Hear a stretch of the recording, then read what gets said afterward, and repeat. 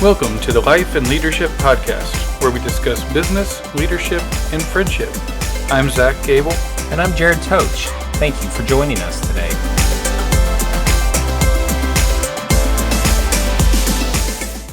Hey everyone, thanks again for tuning in to our podcast. This episode will be our presentation from the Kentucky Association for Early Childhood Education. This will be a two-part series, and we hope you enjoy. All right, well, welcome everyone. Yeah. Sorry Welcome to the afternoon session. I know. Nobody close your eyes for more than like 2 seconds because you'll be gone. Totally, absolutely get that because it is the afternoon session. And if you've been here since 7 a.m. this morning or 7:30, then you are, yeah. So we will try to keep this as lively and entertaining as possible, but can't promise, you know. We need your energy too to feed Yes, off we need your energy, like whatever little bit you might have left for the day. So my name is Jared Toach, and this is Zach Gable. Thank you. I have to say, I say Goble because my Siri says it as Goble, but his last name's Gable. So yeah. I always stop and think because I have to tell Siri to call Goble instead of Gable. But and yours is Toch in yes. my first year. Yeah. So neither. Anyways, total side note. Yeah. Focus. Okay. So my name is Jared Toach. This is Zach Gable. And we are two friends who have started a Life and Leadership podcast. I'll let Zach tell you a little bit about that here in a second. And we are excited today to share some effective leadership strategies.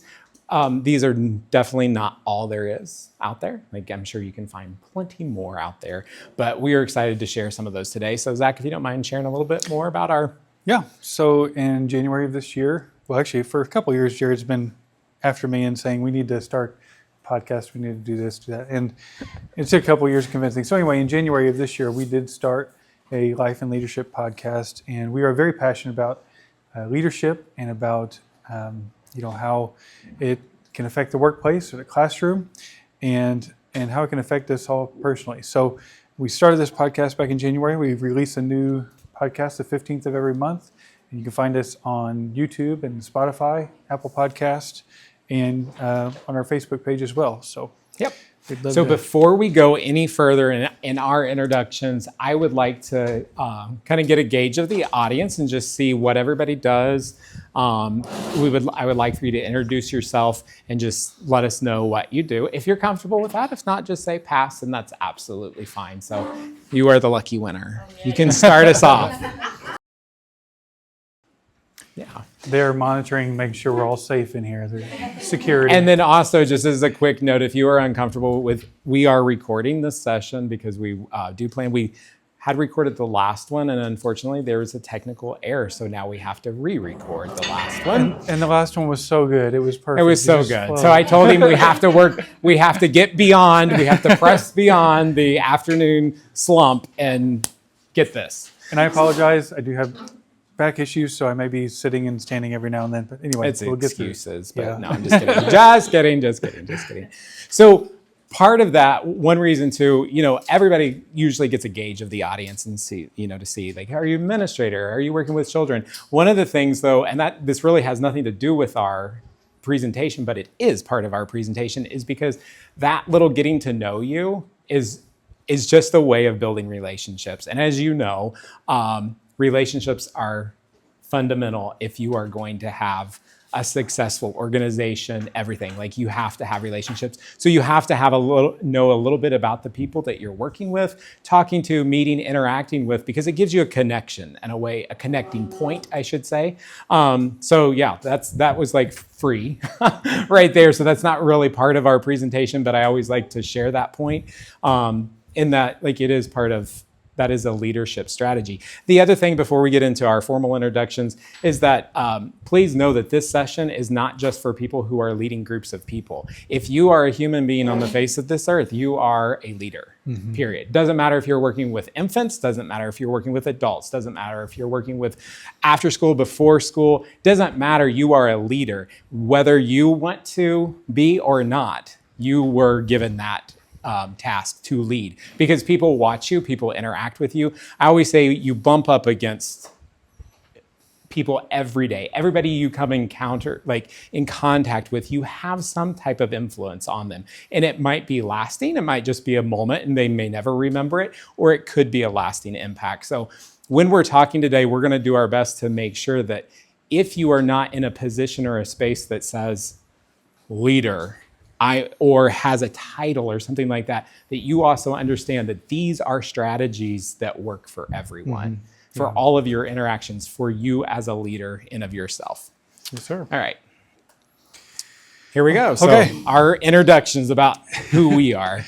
Who we are. So, like he said earlier, my name is Zach Gable, and I am a small business person. I've been a small business person ever since I was a junior or senior in high school. Had my first business.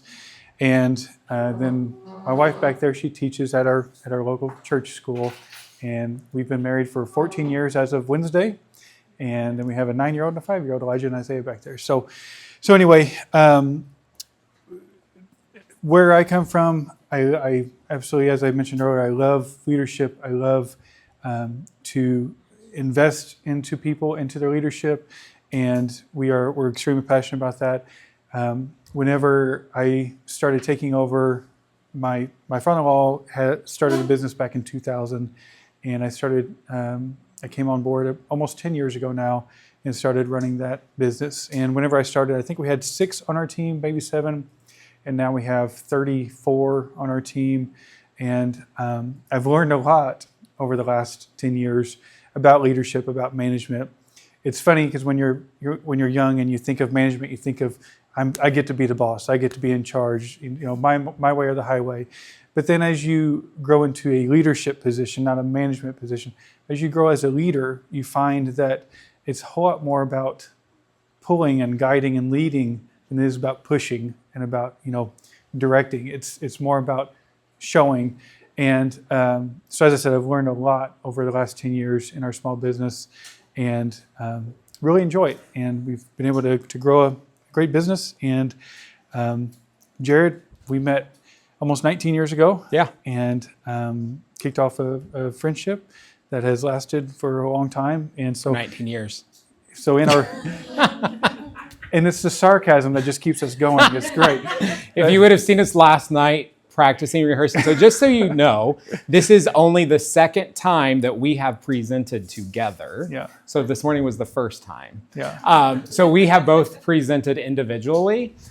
Zach did this week actually before, and then I do, not regularly, but a couple times a year at least. And I used to a lot more than I do now, but this is the first time that we've done it together. So last night we were slightly nervous, so we were practicing in the hotel room with the windows open as we were waving at people outside. I mean, it was just, it was great. Yeah, it was a great time. Yep.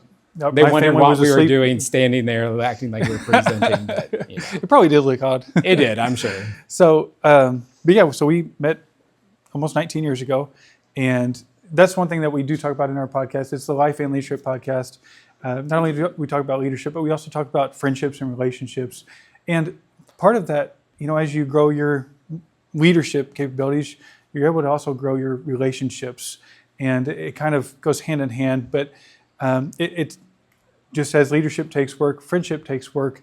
We won't get off on that right now. Yeah. But anyway, been a longtime friend of Jared. And Jared, tell us about. Yeah. So my name is Jared Toach. I am from Indiana, from Southern Indiana. I've been in the field of early childhood since I was 18. Started randomly. It was really kind of bizarre. I was not going to school for early childhood, but someone that I knew at our church ran an in-home childcare, and she needed somebody to come in and help her opening at 4:30 in the morning. And why I was like, yeah, sure, me, I'll go. But she did ask me, and if I would do that, and I was like, that works perfect for my schedule because I'm going to college, all of that. Loved working with children.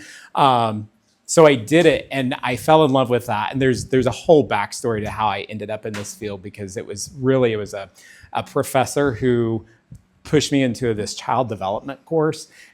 I say push, she just suggested it. She was like, you should maybe take this. I think you might enjoy it. And I was like, okay. After I took this one child development course, that was it. It literally changed my entire projection for my life.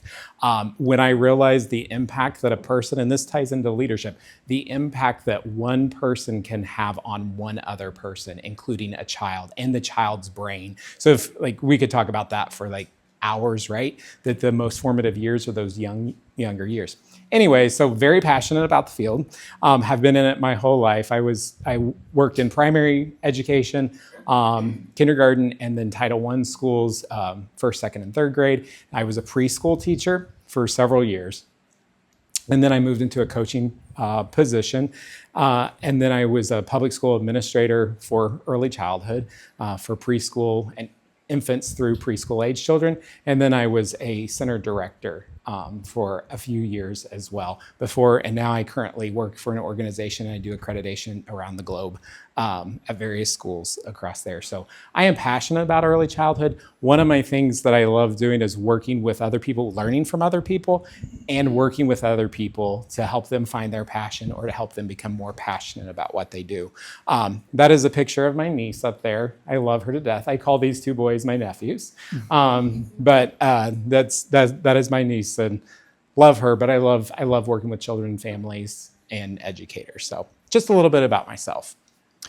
And now with Jared's new career, it's very hard on him. He has to travel to Hawaii next week, so it's tough. Yeah, it's tough. rough. Keep him in your mind next week.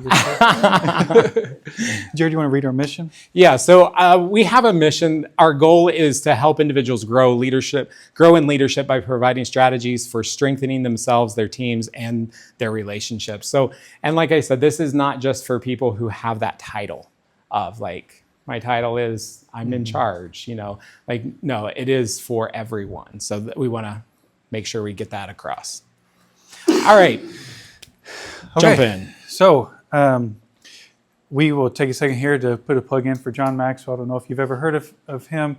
Incredible author and leader. Talks about leadership. In fact, his latest book that came out, High Road Leadership, just incredible. If you are a reader, or I'm not a reader, I listen to an audiobook. We highly recommend his material. I'm on my third round. Love it. Absolutely love it. It's life-changing. So the quote from him: "The more intentional you are about your leadership growth, the greater your potential for becoming the leader you're capable of being." And thinking about this quote, whenever we came across this quote, it was kind of a no-brainer to use it. As I mentioned earlier, about 2 years ago, I really started pouring into leadership materials and podcasts and books and things of that nature to grow myself and to grow my leadership.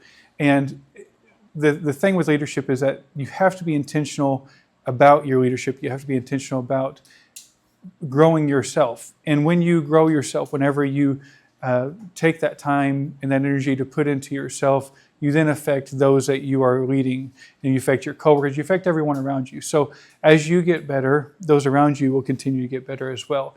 But we have to be intentional about it. Yeah, absolutely. And I think that's the key word is intentionality.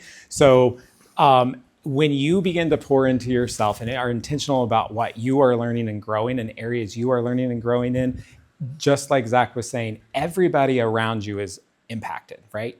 The children you work with every day, if you come to conferences like this and you begin to view conferences like this more than just getting my hours set for whatever state you might be in, right? You begin to say, no, I want to grow as a person. Like I want to get better. I want to become better.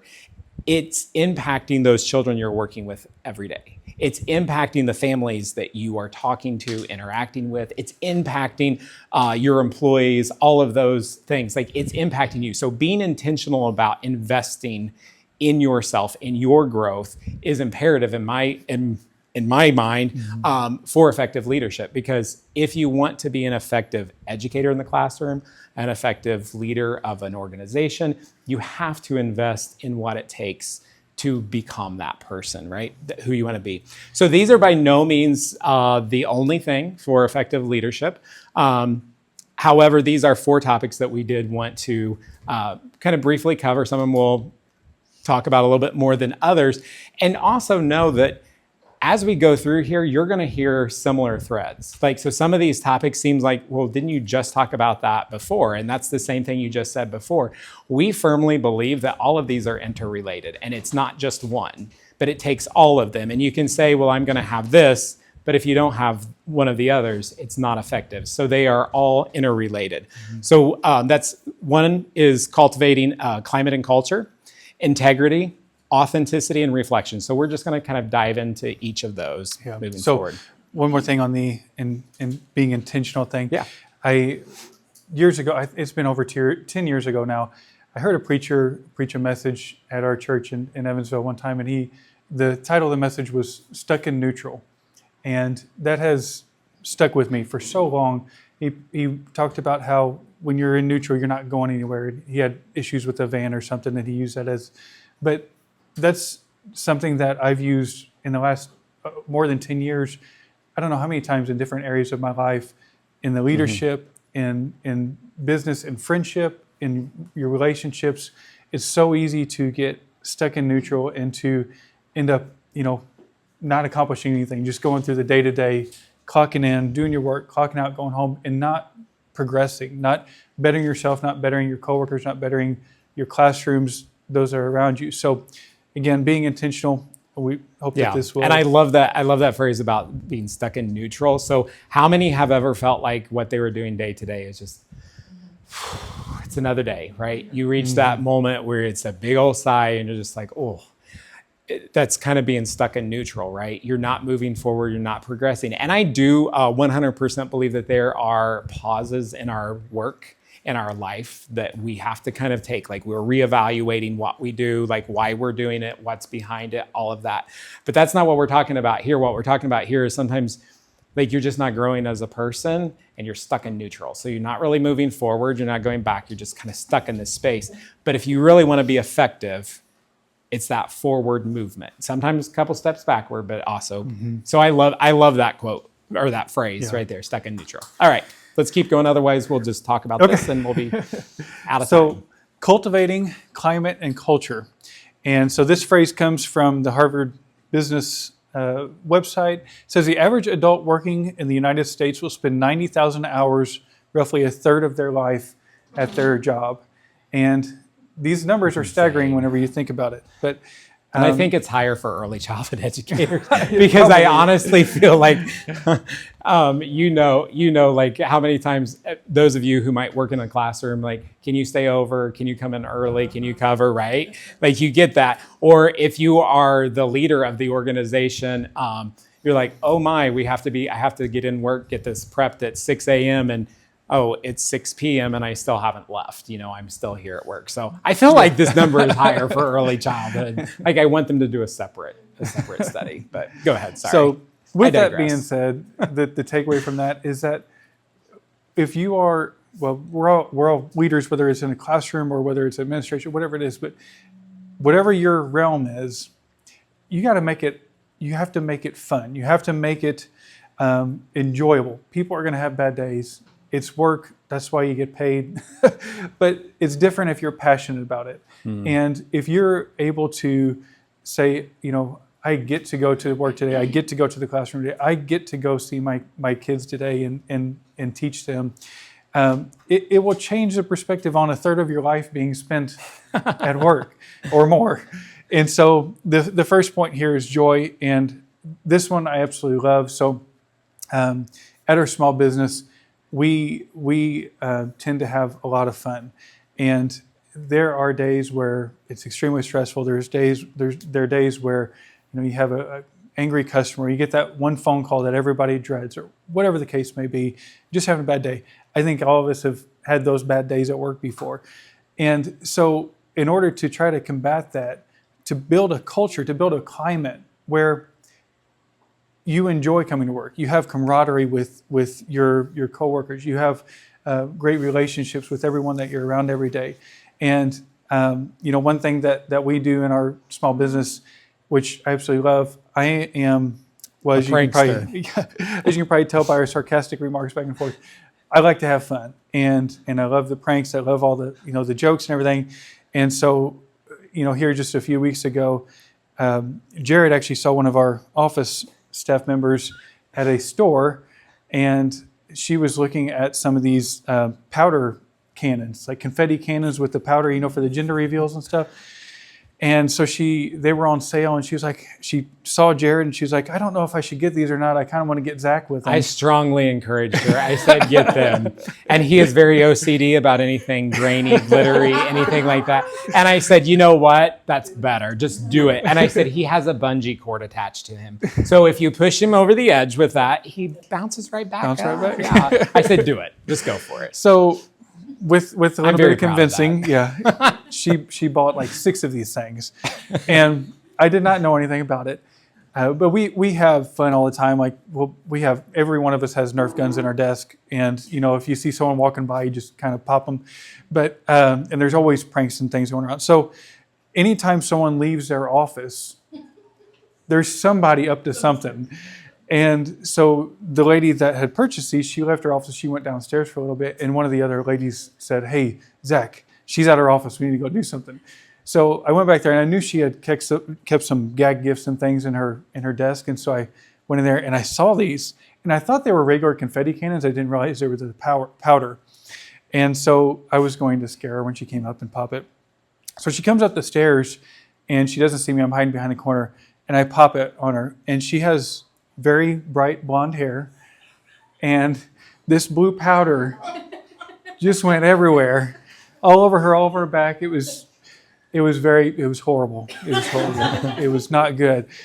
But we all got a good laugh. And then she went and I apologized. I said, I'm so sorry. I didn't realize it was powder. I thought it was confetti.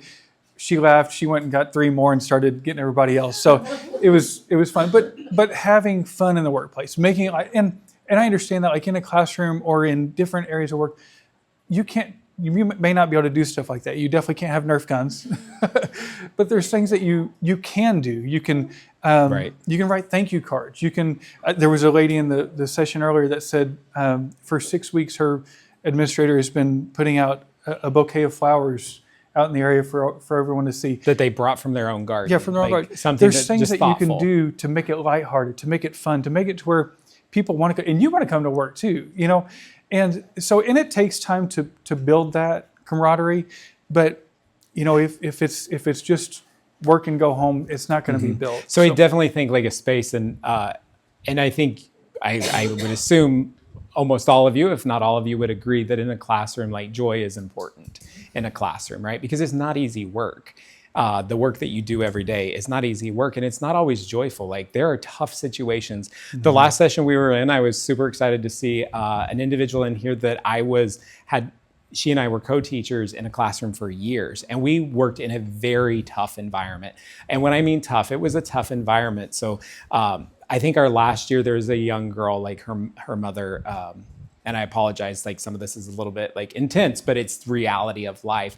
Like her mother died by suicide in the house with her present. A little boy, like within the same month, had people running through his home shooting guns. But these were daily things that were happening to our children in our classroom. Like this was an ongoing basis. One little girl, we were just talking after the event, we were trying to figure out why she never would sit down during lunch mealtime. Like she was just all over the place.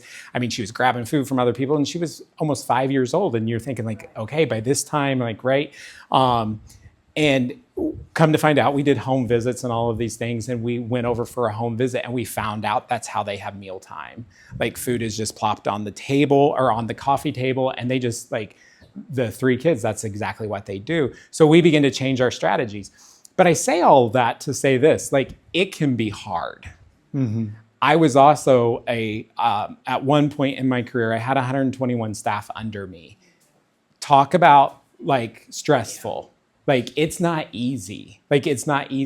So you have to find a way to bring joy. Mm-hmm. Sometimes because it may not naturally be there.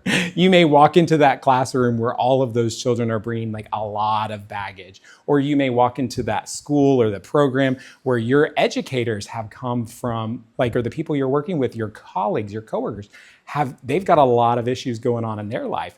So what does that look like? And I will say joy looked like for us bringing it in was checking on each other, every day. Like we checked on each other. We had a couple people that would be checking on us, bringing cards, celebrating moments. Like it might be somebody's anniversary. It might be somebody's birthday, something like that. We give them a special note, or we just send them via mail, like that good old handwritten, and they get it at their house instead of school.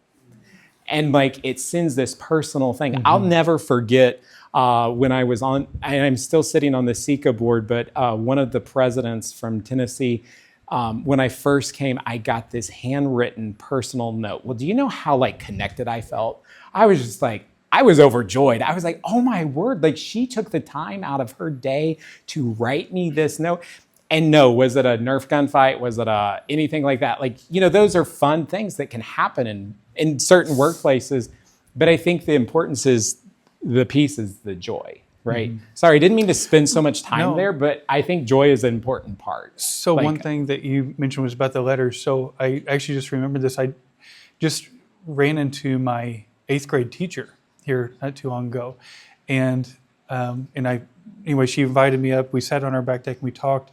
And she was we were just reconnecting. And so anyway, through the midst of that, I started remembering some of the things that she used to do. And every year she would write all of her students a letter or a card, whatever it was. I think it was a letter inside of a card actually, and mail it to our addresses. And I still remember that. I remember it being addressed to Master Zachary Gable and coming to and something as simple as that. Yeah. I remember now how many years later, I don't know. I don't even want to think about how many years later, but a long time later, I still remember that as an 8th grader, she affected me. Mm-hmm. And you think about climate and culture of an organization, right? Of a classroom. If there is that type of interaction within that place and within that space, if you are noticing what children are doing, making sure you're connecting with the child, whether it's an infant or a 5-year-old or a 1st grader or a kindergartner, it's a sense of joy.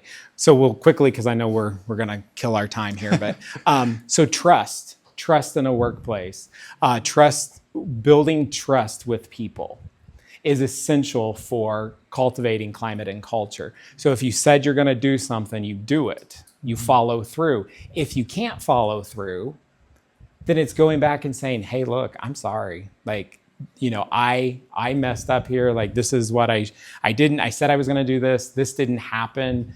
And it's kind of that openness, because without trust, there is no relationship, right? Relationships become superficial, very surface level. And I say hello to you, but then I go talk bad about you 10 minutes later, right? Because then there's no trust between the two of us. And if you are the person, and I've been in situations like that where maybe I was the person who said something about another person, well, that's not trust. It's not fostering trust in an environment. The next one is engaged. So being engaged. And when we talk about engagement is a two-way street for any organization. So if you are the leader of an organization, your responsibility, I believe, is to make sure that the people that you work with, the people you serve, are engaged. And what does that look like? Looks like asking them their opinion. What do you think about this? Mm-hmm. Giving them responsibility and then supporting them to get that responsibility done, and knowing it might not look the way that you wanted it to look. But guess what? You just also fostered trust, because you just gave something to them and it wasn't exactly how you might have executed it, but you also engaged them in the work. And so they're like, oh, yeah, like they trust me. I'm engaged in the work, because we all know what it feels like to be disengaged. Mm-hmm. I don't think I have to ask, anybody, maybe that's an assumption, but what it means to be disengaged. But the same thing is true, like if you are just a person in the workplace working, is that it is also our responsibility to stay engaged, mm-hmm. to make sure that we know the signs of we're beginning to disengage, not care about our work as much, not putting as much time or effort into planning our lessons or things like that. So what do I need to revive and rejuvenate that? Yeah, I'll engage. The last podcast we just did, was on apathy, and how to avoid Here's apathy. a plug for our podcast. No, Yeah. I'm just kidding. No. And No, I'm when not you're kidding. I'm serious. disengaged, when you're not engaged, apathy can set in very easy. Yeah. And if, especially in a leadership position, if apathy sets in, apathy continues to go down. And so if you are a leader that's disengaged, those that you're leading are going to be disengaged too. If they see that you don't care enough about this project or this classroom or this, they're not going to care about it. So as a leader, engagement is extremely And I'm important. going to use myself for an example as a classroom teacher. So I can say, and I won't make anybody else say whether or not this has ever happened to them. When I'm in the classroom and I'm engaged in the work with the children, and it's not passive, like I'm actively engaged with the children, like I'm asking questions, I'm being curious about what they're doing, like that's a whole level of a different level of engagement. And apathy is not going to set in because like I'm all in. And actually you see, I firmly believe, a decrease in like behavioral things or outbursts or things like that in the classroom. But when I begin to disengage in the classroom, that's when I tend to become short with children. That's when little things they do aggravate me. The same thing is true with the people that the employees that I was in charge of, quote unquote, in charge of, not really in charge of anybody, but the same thing is true. The more distant I got from them, the little things they did irked me, maybe caused my fuse to like burn really fast instead of a slow burning fuse. Like it was a like really quick firecracker there. But yeah, so like staying engaged and keeping it engaged. The last one is valued. So I like to say in a classroom, how do you show a child that they're valued? How do you show, and we're going to start with the classroom level. How do you show a child, how does a child know from you as an educator that they are valued? Listening. Eye contact. Praise. And I would say positive, specific praise, right? Yes. What else? These are great. Anything else? Yeah, go ahead. I was just gonna say sharing it with their families, like Yeah. other people, or like Yeah. other teachers in the center. Just Yeah. I always used to say when I would talk to teachers about documentation, I was like, why wouldn't a child want to see the words that they said up on the wall and the images they wrote with their name, and then you talk about it? Like it doesn't just go up there because I work for an organization that says it has to be rotated once a month, right? But it goes up there because I actually value what you wrote. Like I value what you created. Those are ways we show children their value. That active listening, oh my word, that goes such a long way. And I'll tell you what, I can be a really bad listener sometimes. And in fact, when I started coaching, it was bad. Like it was very bad. It got to the point where I put in front of me, and I was a brand new coach, and I just embraced the mistakes and built and like tried to get better. But I put in front of me a little placard that said, listen. Because oftentimes, like I would already have the solution before they had even explained the whole thing, right? And oftentimes with children, we do the exact same thing. Mm-hmm. Like before they even have a chance to even share what happened or even maybe like think the scenario through, like we've already come up to the solution. We've already come up with what our version of it was. But by listening, then an individual knows you're valued. Right? By noticing. I always say when you notice what an infant notices, I believe that is so powerful. So when infants begin to make eye contact with things in the room, and I love that. I love this part of development, like of child development, like when they start noticing things. But if you as an individual begin to notice what an infant notices, they notice, we keep saying notice, they notice what you are noticing and that you are interested in what they're interested in.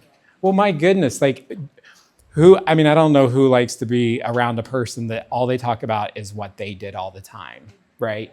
I mean, you don't and there are moments in time when you have that, right? In conversations in certain situations, but like you want to be heard as well as an individual. And infants, children in general want to. Sorry, I can get really passionate about these things. So That's great. Passion is all right, good. we probably should keep going and we're never going to get finished. one last thing on trust. I apologize, I didn't interject earlier. So I think all leadership has to have trust. If you are in a leadership position, again, whether it's a classroom or whether you're administration, if the people that you are leading do not trust you, then they are not going to respect your leadership. You're not going to have any effect in their lives. And so without trust is extremely important. So one thing that we've talked about several times, and I think we'll go at it again here later when we're talking about being real. But well, we're not going to go at it, but we're going to talk about we might go at it. No. is just being honest and being real. Whenever you make a mistake, apologize and admit the mistake. I hate that. I mean, I don't, but I do. But you know what I'm saying? Does there not like something when you need to apologize and you know you were wrong? I'm sorry. Yeah. I have been a director. I have been a leader. I know when I'm wrong. And you have that little gut feeling and you're like, ugh. And you do not want to have to go back and say, because by golly, that would mean that you were wrong. And you don't want to do it. But it is the best thing. Yeah. Once you start doing it, it kind of comes naturally to go back and do it. Like it just becomes part of who you are as a person to say. And then trust is built. Yes, on every side. Sorry, I overtalked again. I'm not listening. You're good. Do we need to get your placard? Your list? I need to get my placard. Thank you all for listening to part 1 of this 2-part series. We hope that you'll tune in again next month to hear part 2. And as always, we ask that you would like and subscribe and follow and continue to share this podcast. We appreciate your support, and we will see you on the next one.